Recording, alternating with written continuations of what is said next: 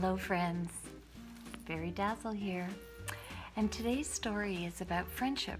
And friendship, like a wonderful gem, takes time, and it's built on trust, and it's built on forgiveness, and it's built on often unconditional love. And that means that you do things and you're not looking for something in return. And it's also built on truth and trying to be as honest as you can without hurting someone's feelings. So today's story is about 4 boys, and it's titled Team C.A.R.E. So let's get started.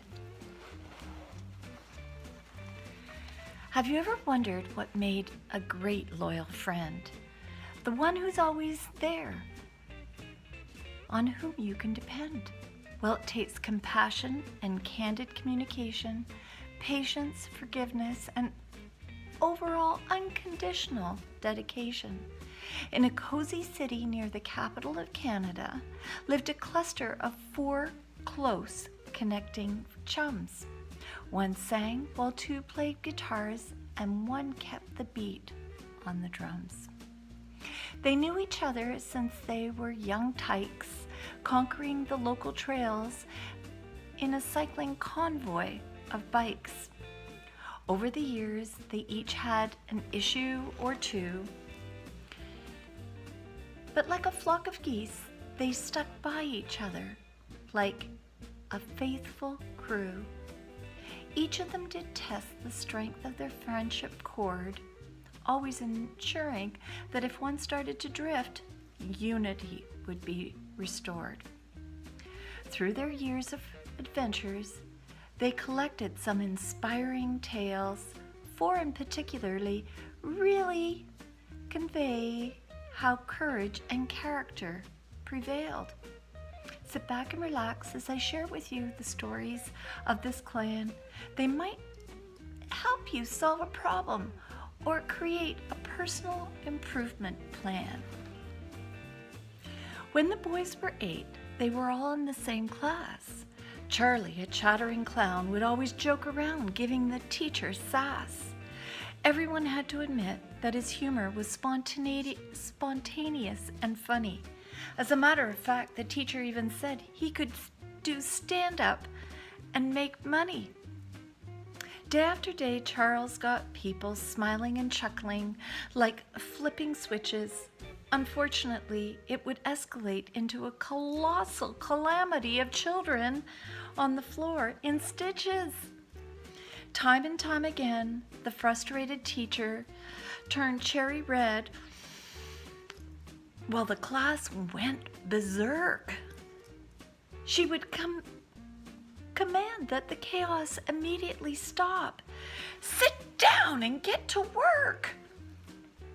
Well, Charles's buddies knew it was a matter of time before he would get suspended.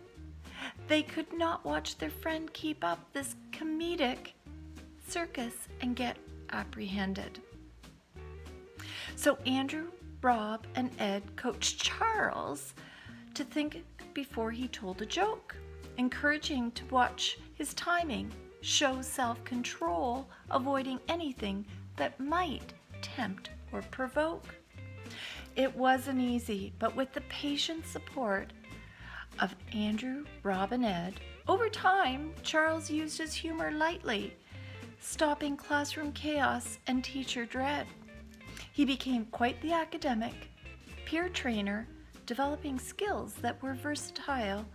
As our story unfolds, we will explain with more detail in a short while. 3 years later, Ed experienced his own troubles out of school. He really wanted to be an athlete, play basketball, and be cool.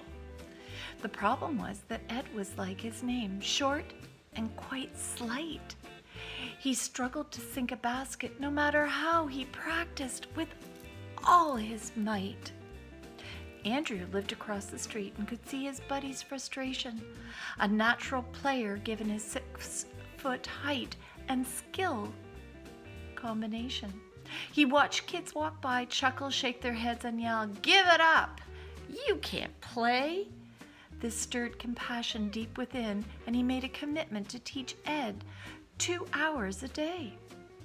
At first, Ed's clumsiness clouded his confidence and natural cheery disposition. Andrew cued to Ed's calamity, correcting, coaching, complimenting, and stirring his sense of competition. Before long, with Andrew's direction, Ed conquered his crisis-sinking shots, continuously capably scoring with layup, fouls, and at the lower post ultimately securing a local team spot. Ed turned to Andrew and said, "Man, my friend, I will never forget your help. Remember, if you ever need me, just send out a big, huge yelp."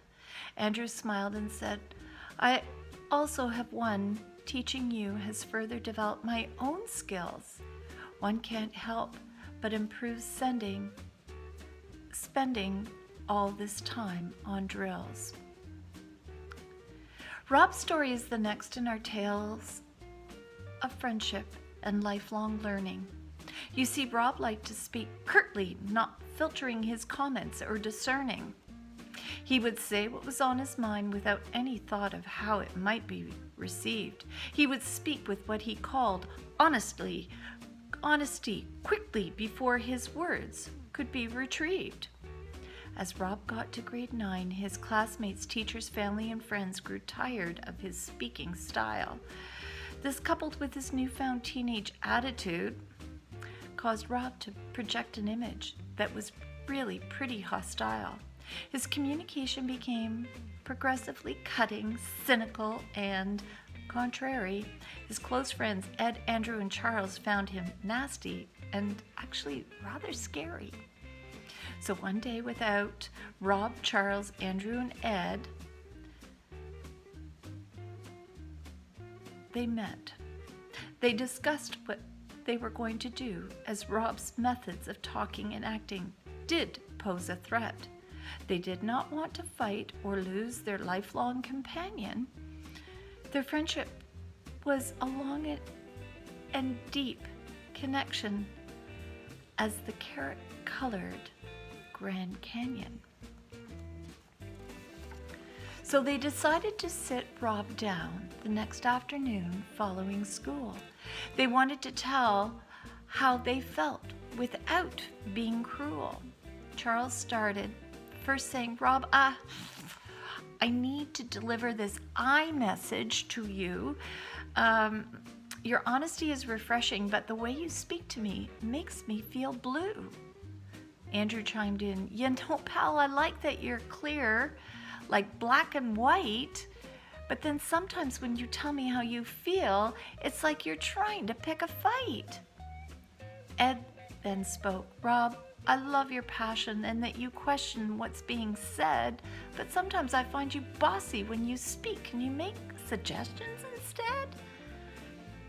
A thick blanket instantly covered the crowd of 4. For a moment, there seemed like a frost that could not be ignored.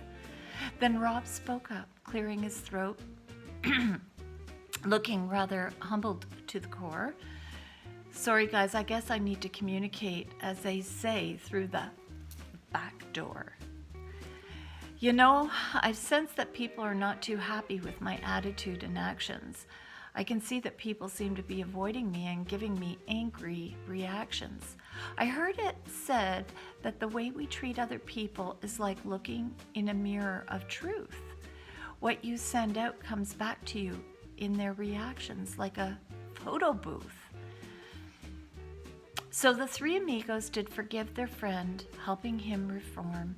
Now, remember Charles and how he did transform? Well, he and Ed helped Andrew in his struggles through school. You see, Andrew hated reading and writing. He thought it was torture and cruel. Yes, Andrew loved basketball through and through and was a star on the court. But when it came to his schoolwork, he fell completely short. Now, this one grade, Andrew was close to failing his year. Doing anything but homework and studying, his avoidance was becoming pretty severe. Ed and Charles decided to include Andrew on their project teams, knowing that they may have to support and encourage him more, sacrificing their A dreams. But to them, it was more important that they support their friend, helping him learn their loyalty and commitment to never seeing a pal fail was their concern. So for years, these comrades stuck together unconditionally through thick and thin. One night, they were sharing stories on how they were like sardines in a tin. Then Charles said, "Hey, I made up t-shirts that we can all wear. I took the first letters of our names. It spells what we do best as a group. We do care." That's C-A-R-E.